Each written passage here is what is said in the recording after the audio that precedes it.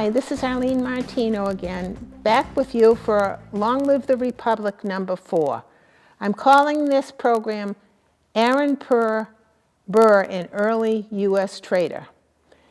And I want to emphasize that in recent past show, I spoke about the great Ben Franklin and the fact that because British treason had taken over Boston, the great Cotton Mather sent a teenage Ben Franklin to Philadelphia to begin organizing for the American Revolution. Then I spoke about the fact that Russia is the long-standing friend of the U.S. Republic, and I told you a bit about why Lincoln was a great hero. Now, in this show, I want to identify two early U.S. traders, products of early British secret intelligence. The British intelligence network that British Lord Shelburne established in 1782. The first trader is a man named Aaron Burr, whose early enemy-sponsored activities have been obscured by traditional histories. Burr first appears in U.S. history at the start of the American Revolution when General George Washington was drilling his troops on the Green in Boston, right near Harvard College. At that time, Burr tried to get himself enlisted in the Continental Army, but he couldn't escape the discerning eye of the general, who quickly sized him up and kicked him out of camp.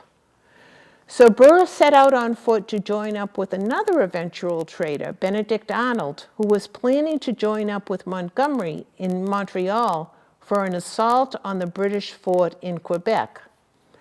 This assault was supposed to be a surprise attack, but somehow the British learned of the planned attack, so it ended up being a terrible disaster for the Continental Army. Along with many others, I surmise that Burr secretly informed the British of this planned colonial attack. After this horrible debacle, Burr managed to emerge as a hero because a friend of his, who was also in the ranks of the colonial army at that time, sent a message about Burr's so-called heroics down to the Continental Congress, so Burr got a job with Washington's New York staff.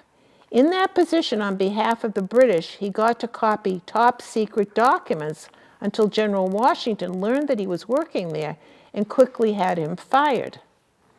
Now, also, in the winter of 1776, when Washington's troops were encamped cold, hungry, and ragged at Valley Forge, the British employed a retinue of agents to spy on the Americans, and Burr was one of them. He would travel around visiting both fighting camps, trying to get information for the enemy, and attired in fine clothing, he would suddenly appear in Washington's midst.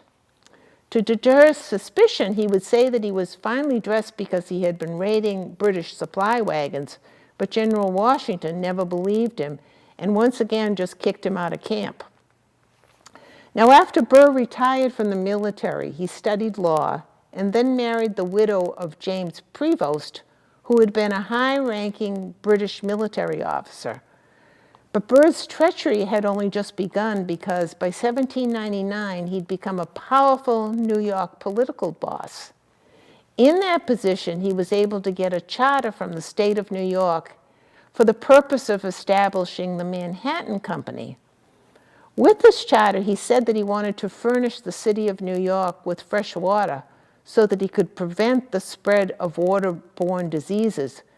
But really, he wanted to establish a local bank that would aid the British cause. By inserting tricky language into the charter agreement, he was then able to establish his bank, the Manhattan Bank, and distribute funds to his Tory clients.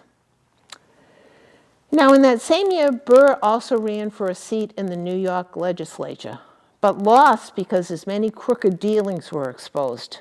Still, though, because he was a powerful political boss, he eventually went on to run for president. But Alexander Hamilton, who never trusted Burr, prevented him from being elected. So eventually, Burr assassinated Hamilton in a duel because Burr's British masters had determined that Hamilton's heroics needed to come to a stop. In subsequent shows, we shall speak more about covert British attempts to prevent the U.S. Republic from thriving, and we shall elaborate upon early historical traders such as Albert Gallatin. Then we shall also speak about Jefferson and Madison, who were joined at the hip in fighting the great Alexander Hamilton. And later still, we shall speak about the great John Quincy Adams and how he used the national banking principles designed by Alexander Hamilton to develop the inland territory of the United States right out to the Mississippi River. Stay tuned. Until then, long live the Republic.